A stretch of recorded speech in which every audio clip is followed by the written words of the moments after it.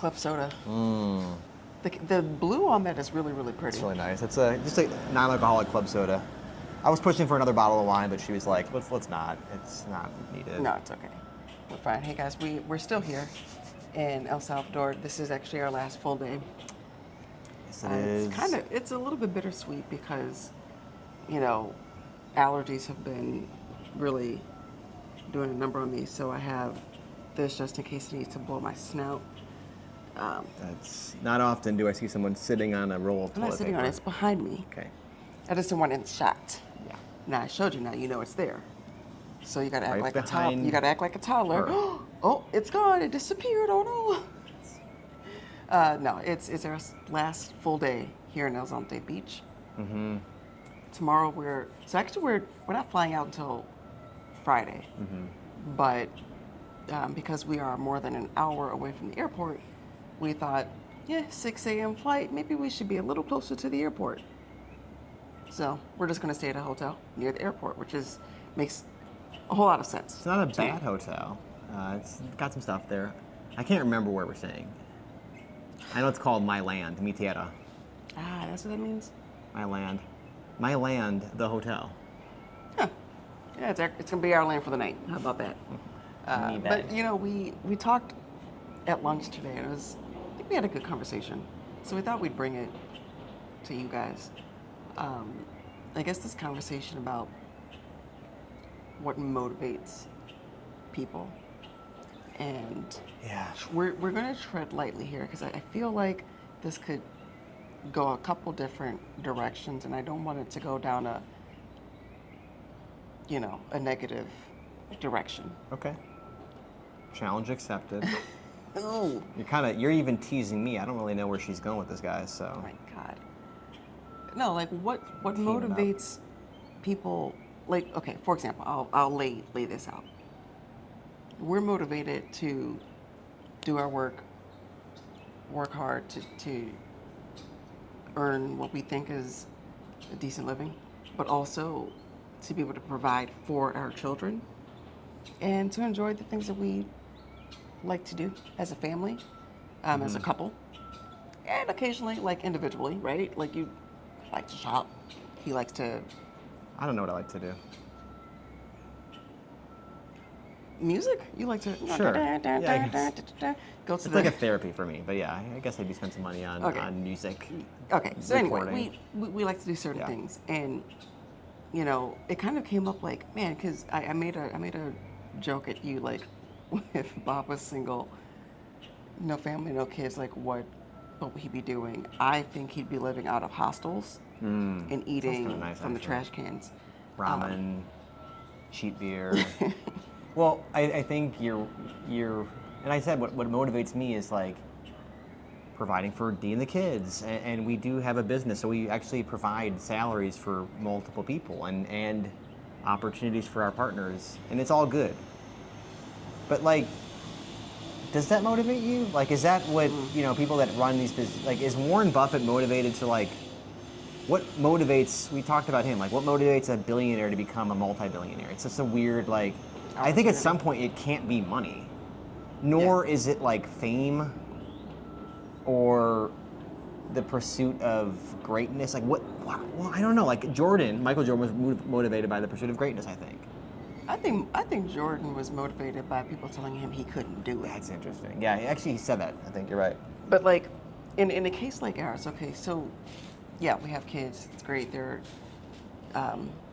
they've been. I think 6 days is good for a family vacation. Just saying. Maybe 7 including travel, but 6. Yeah. You're right. 6 is good. They're a little worn out. They're a little tired. Allergies are messing all of us up. But kids are a good motivator, right? Like you have a kid, what do? We did the same thing. We had our 2 kids. We moved out to the suburbs. We bought a big stupid house that we didn't need. And sold stupid house. Still sold a stupid house. We started a stupid business we didn't need to start. Not Bear Ice Box. This business. The other one.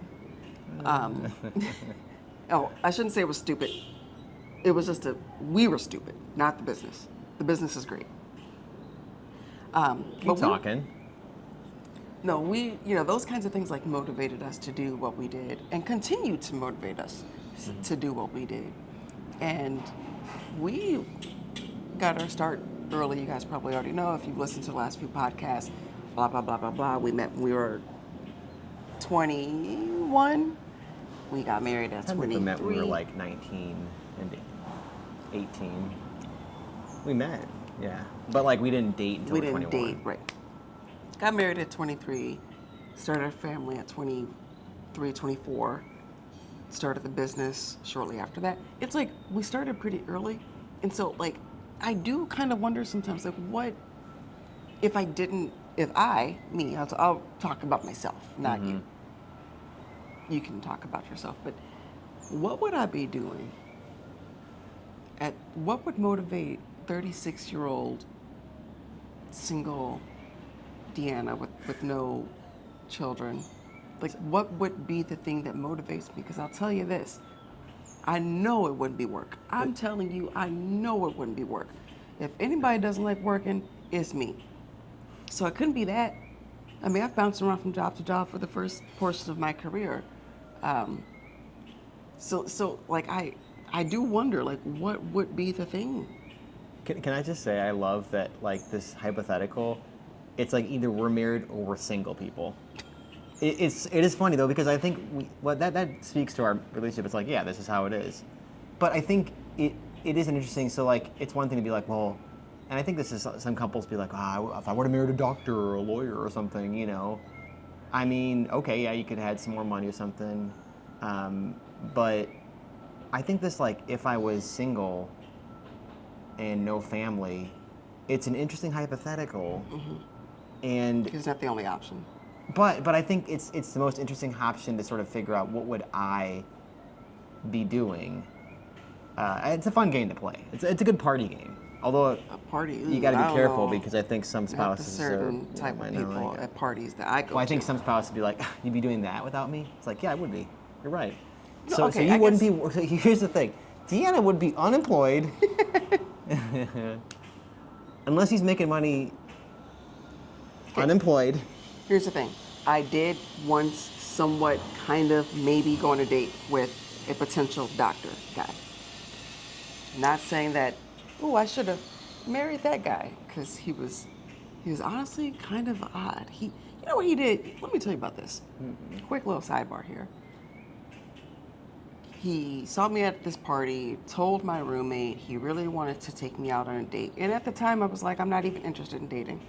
Like, Not available. nope, I was a freshman. It was my freshman year and at Loyola. And she's like, yeah, well, he really thought you were cute and this, that, and the other. And I was like, whatever, sure. I'll grab lunch with him. Grab lunch with them. And you know me, I'm the type, I'm like, well, lunch is over, so nice seeing you. And he's like, well, can I just, walk you back to your dorm? And immediately I knew what was happening. So my guards went up, like up, up, up. And I was like, sure, you can walk me back to my dorm. And my freshman year, I had a single, so I had to have a roommate. Uh-oh. So I should preface, my roommate, this was my later roommate. So at the time, she wasn't my roommate because I didn't have one. Anyway, we get to the door, my room, and he's asking me what kind of music I like to listen to, and I'm like, oh my gosh. I'm like, I just wasn't into it. And so I go and I put on my iTunes and I put on some probably some Kanye and Mariah, the whole thing. And he goes to grab me around the waist, to tickle me. Oh my God. Immediately. Weird. I'm at the computer, typing in my next song, get my jams all queued up. And he comes around and grabs me and I pushed him off. And he's like, I'm so sorry, I'm sorry. Anyway, long story short, my room didn't have, I had a desk and a bed, that was it. So we're sitting on the bed and I'm irritated. I'm like, I don't really know what to do. I've never been in a situation where I was extremely uncomfortable. Yeah. He goes, well, let's make a truce. A truce? A truce. And I'm like, a truce for what? He's like, I'm sorry, I grabbed you like that. Let's make a truce. And I'm like, Does he I'm know still, the definition of a truce? yeah. I'm like, a truce. I'm like, you didn't really, I wasn't offended. I was just caught off guard. He leans in to try to give me a kiss. So I grab my phone. I grab it and I text my friend. I'm like, hey, can you just come knock on the door and say that we have something to do? And as soon as like, I got back, he's like, "Who you texting?" I'm like, "Oh, don't worry about it." She came and knocked on the door and like saved the day. I feel like I should thank her for that because I don't know what was about Yeah, to happen that's weird. in that room. So long story short, I never talked to him again. Yeah, okay. Well, yeah, where was So this what would story I headed? what would I be doing if I wasn't married? I would not be dating Not him. with that person. Not with him. Yeah. No, it's okay. So this, do you think this desire to travel Oh boy. is something that's fueled by being together, or I guess we both had traveled before we were together. It took a little time because we had kids at a young age, but like, Well, or do you think I've encouraged it more? I think. I hope I have. Okay, so fun fact about Bob, he's been almost everywhere, and I feel like every time he tells a new Give it a story, thumbs up to the video if you're. it's a new place that he's like, "Oh yeah, I've been to freaking Brisbane before." I'm like, "When did you go to Australia?" Back when I was in. I actually haven't been there. He hasn't been to Australia yet. I never wanted to go. Keep going. You know what I think it is? I feel like when I was a kid, this is a true story, so I'm sorry if my parents come across this and they hear this, but it's the truth. I used to dream about running away like all the time. Dang. And not like running away from home, like, oh, I never want to come back. I used to like dream about like just not being where I was a lot. For various reasons. We didn't have a lot growing up, so I always imagined like, well, if I was in a different place and had different opportunities. Feels like the start of a Disney movie, but keep going. Anyway, maybe it could be a Disney movie. Maybe someone at Disney's listening. They're like, you know breaking out what? the song right now. And if I could be anywhere. Isn't that like the story of the plot line of every Disney story? You were sorry. So I grew up, and I was in this house, and I dreamed of something else. I just wanted more. An enchanted land beyond. Okay, but in all seriousness. Yeah. So yeah, I wanted that. I wanted to do something else. I didn't necessarily want to become a new person. I've always liked who I was. But I always had this idea that, man, if I was somewhere else with a different set of, stimuli around me, a different set of Good word. circumstances. Stimuli. You keep getting me off track here. So yeah, traveling the world, and I watched a lot of Animal Planet. I watched a lot of like the Discovery Channel, the Discovery Network. What's it called? Discovery Channel? Discovery Network. No. Cartoon Network, Discovery Channel. Okay. Animal Planet. And you see all these like aerial places and like these aerial views of like, man, I want to go there, and man, if I would go there, like what would I do? And I would do that to the point where the first like big trip we took as a family was to Orlando, Florida, which again, every kid does every that. kid It's like unfortunate too. might have thought about it, although my favorite part of going to Orlando was Universal Studios, the Twister. Anyway, because even in the Twister ride, I would what? Fun fact about me: when I watched the movie Twister, and if you haven't seen Twister, get your life together. But when I used to watch Twister, I would be like, man, what if that tornado picked me up and like sent me in a new town, like the Wizard of Oz? And I think that's just been something that I've always done, where I'm like, man, if I was here, I could be doing this. And now that we're at a point where we are traveling and visiting the world, I always get to a point on vacation where I'm like, man, this is nice. This is really nice, and I love it.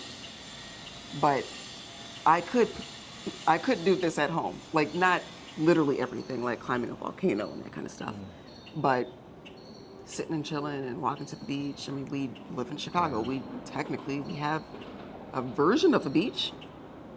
It's debatable. There's certain things that's like, man, I could do this at home. That need to escape isn't as intense as it used to be. Now it's more of I just want to see some things and places and people and food and culture with my own eyes. That's So I think where we differ is this. I never felt like rooted in a place. I think you're much more rooted in Chicago than I am. Like I live in Chicago and I enjoy it. It's my home city. I'm from Milwaukee originally, as people know. I like the sports teams, Okay. but I never thought about living in Milwaukee. I mean, when I was at Loyola, I was studying to be a priest who would go back to Milwaukee and then serve the Milwaukee Archdiocese. And among many other reasons why I didn't want to do it, part of the reasons I didn't move forward is sitting next to me here. No, but like, it was that idea of being tied. So in the priesthood, being tied to an archdiocese. So fun fact for 30 seconds about the Catholic priesthood, which most people don't know, is priests. There's priests can serve in different ways. So like, you have the parish priest that like is in an archdiocese, which is maybe like 100 square mile radius, if that, right? So 50 to 100 miles. They're going to spend their whole priestly ministry serving one area for 40 to 50 years and then retire. Honestly, I say to the people that are serving, and no offense to my friends who are serving, you know, that sounded it always sounded depressing to me. Like, not depressing, but it was like, wait, so I have to like stay? So I remember being like, okay, maybe Chicago, but still, then I'm stayed in Chicago. And then I remember thinking, the Jesuits, they get to go everywhere, right? But they still have to like answer to a superior to be like, I'm gonna go to this place or that place. And so, long story short, like, religious orders get to move around and travel.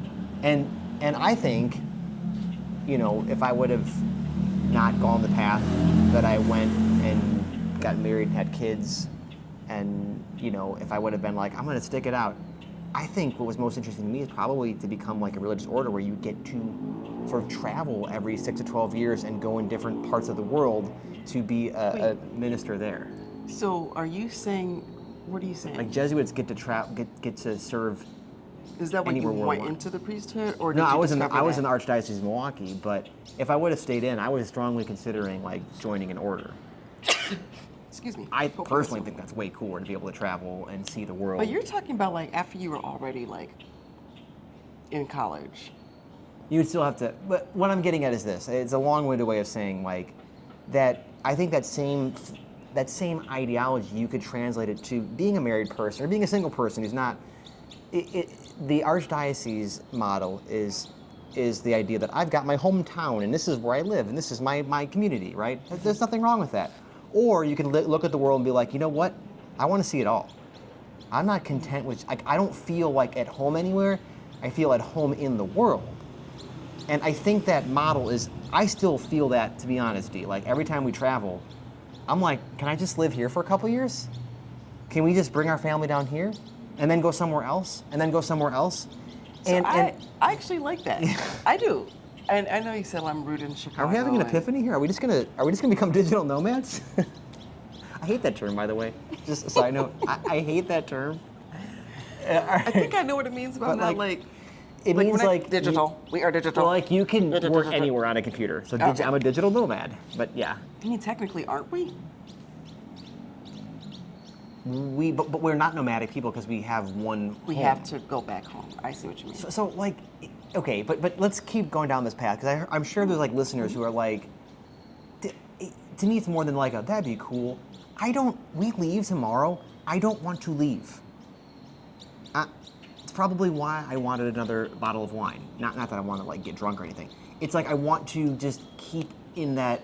It's not even the vacation mode. It's being in this place. So we talked about this earlier, Dee. It's like I'm not on vacation. I'm like retreating, and to me it bothers me that we have these 1 week stints and then we go back. Why can't we have a lifetime of sabbaticals and still do work, I guess, for the greater good, blah, blah, blah. Okay. So, but like, I just got lost in my train of thought. But No, I think you're talking about like this idea of being at home in the world. I like but that. not having a home. But not being homeless, just having like temporary shelter. Isn't that what Jesus did? Not to bring it back to him. But yeah, and all the great prophets, they would wanderlust, you know? And Jesus, you know he just pop up in your house and be like, hey, wash my feet. I'm staying here for the Clean my night. feet. I just walked in the desert. Okay, King. And it's like, They call sir, me- you're calling yourself God. Okay, and your feet are dirty as hell. Well, they're probably like, well, if he is God, I sure as heaven better let him stay here. And No, I'd be like, yo, you. Anyway, I'm not gonna say what I was gonna say, but people do that. People do. They go around, and you know, I've seen it before. I think the hard part about it is because we have kids, right? True. And, you know, all you. That's true. People without kids are gonna be like, see, kids tear you down. You know, there's a thing to be said about that. like I said, a little vacationed out with them for right now. Had a rough morning today.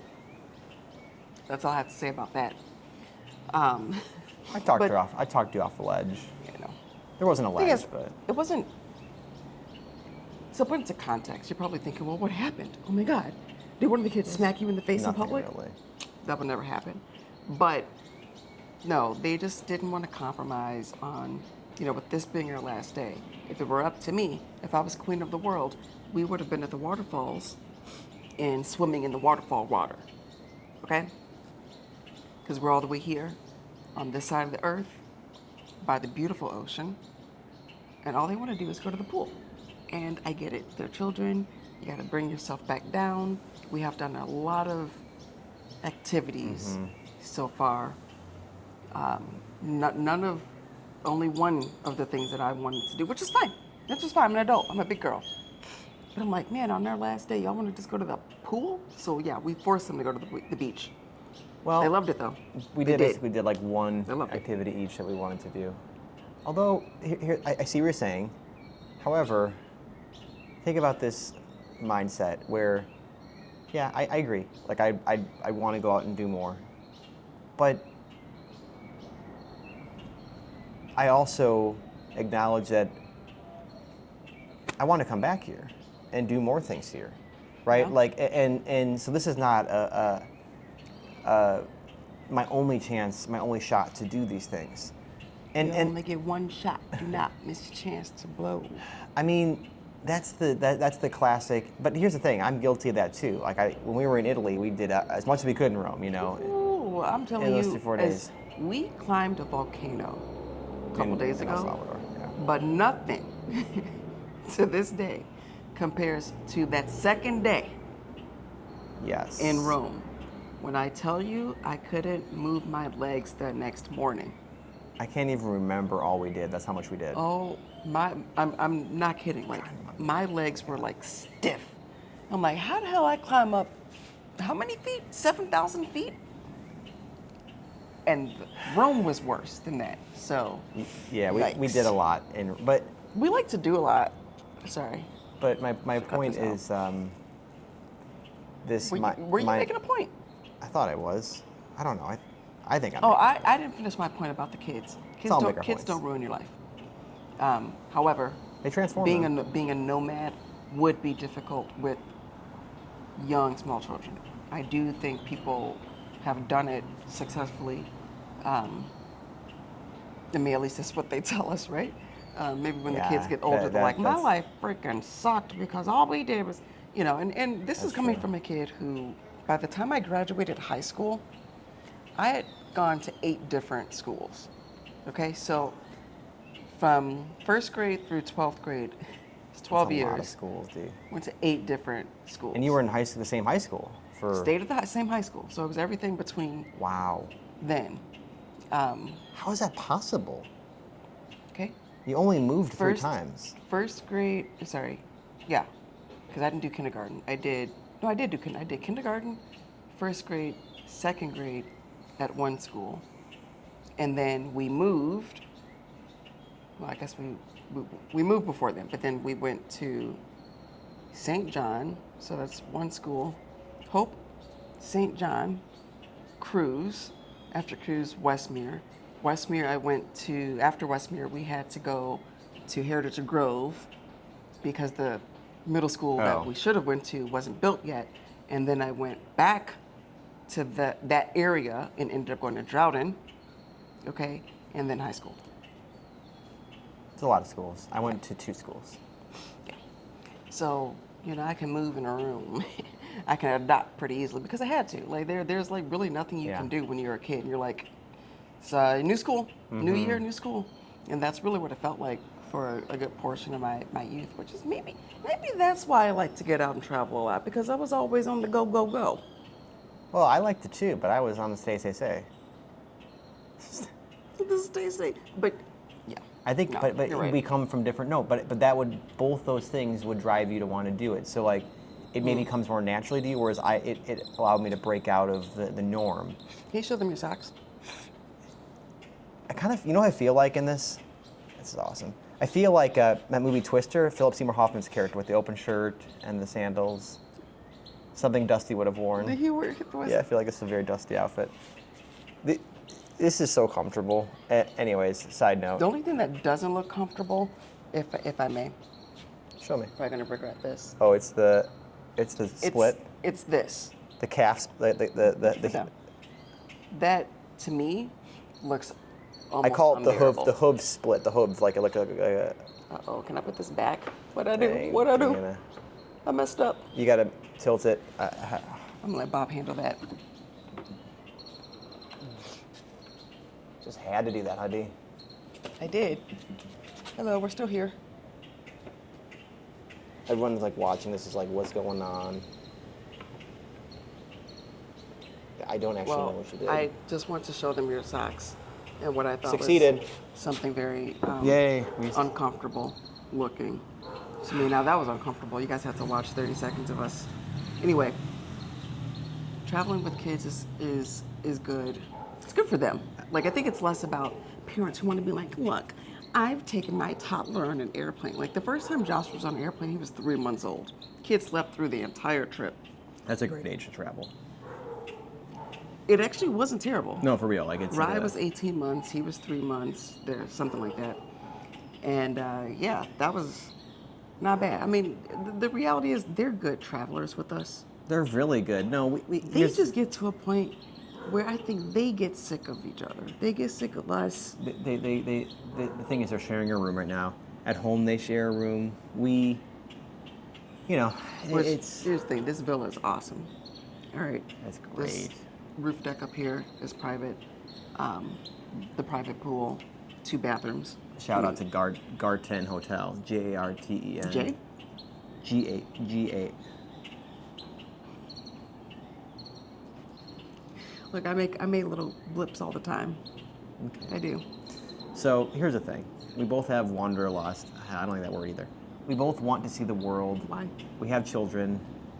Because that word sounds very millennial to me. Which we are. But we both want to see the world. We want to see it with our children. But we acknowledge that there are, I don't want to use the word limitations, but there are certain activities, places that in this time and place in our life that we won't be able to do. But here's the thing, DeAnna, at the end of the day, I wouldn't trade any of it for the world. The fact that we get to travel with our children, the fact that we get to plant that seed in them, even if they get frustrated and, angry and I want to go home, I guess I'd rather be doing it this way. Could we see more of the world if we were a 36-year-old single person eating ramen out of hostels? Sure. But then we're a 36-year-old single person eating ramen out of a hostel. No offense if you're doing that. That's awesome. I love that. I love that for you. But I think for us, this is the way. I like that Mandalorian reference. And Man, here's that the third reality season sucked. Like, ooh, child. I was I like, mean, what on earth? It was bad. I mean but ultimately isn't that what we're doing in life, D? Is we're just Making bad third seasons? No, we have no other option but to accept the current state of our being. Otherwise, we're going to be miserable.